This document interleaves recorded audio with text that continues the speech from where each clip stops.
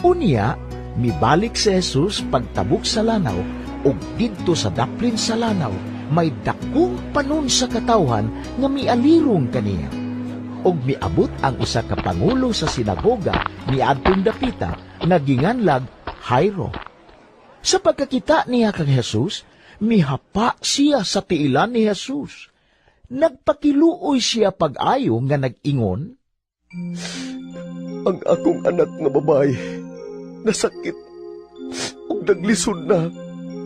Adtuain taon siya, ug hikapa aron mamaayo. ug mikuyog si Jesus kaniya. Daghan kaayo mga tao ang miuban kaniya, ug tungod niini, nagdasok sila libot kaniya.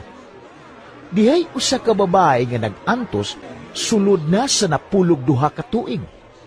Gitambalan na siya sa daghang mga doktor, nahurot na lang ang iyang salapi, apan wala gayud mo arang-arang ang iyang kahimtang.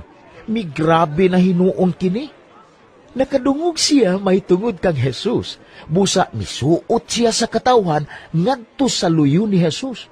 Unya, miingon siya sa iyang kaugalingon, Bisan og mahikapan ko lamang ang iyang bisti, mamaayo gayud ako.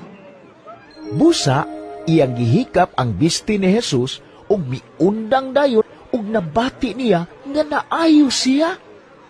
Diha-diha, gibati ni Jesus nga may gahom nga migula kaniya. Busa, milingi siya sa mga tao ug nangutana. Kinsay mihikap sa akong bisti? Ang iyang mga tinunan mitubag. Nakita nimo nga nagpunsiso kanimo ang mga tao. Unya nganong mangutana ka man kung kinsay mihikap sa imong bisti? Apan nagpadayon si Jesus paglingi-lingi aron pagsusi kung kinsa gayud ang mihikap niya.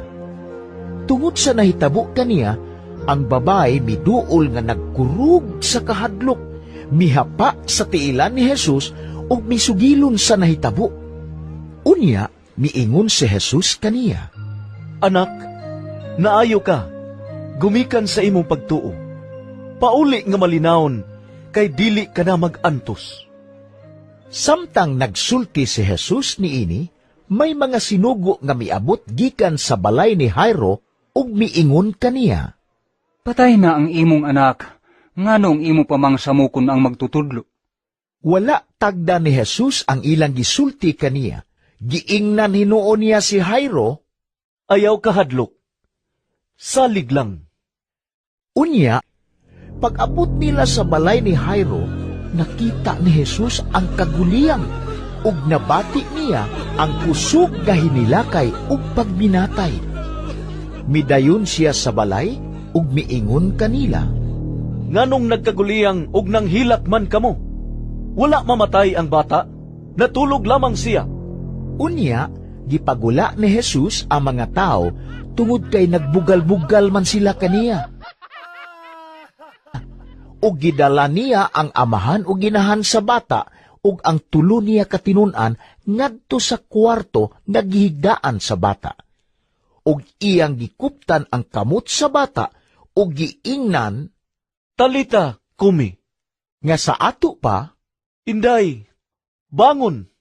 diha-diha, ang bata nga nagpanuigon ug napulog duha ka tuig, mibangon ug milakaw, ug hilabihan gayud ang ilang kahibulong sa nahitabo. Apan sa higpit, gipahimangnuan sila ni Jesus, sa dili pagsugilon kang bisan kinsa, may tungod niini, ug gisugo niya sila nga pakanon ang bata.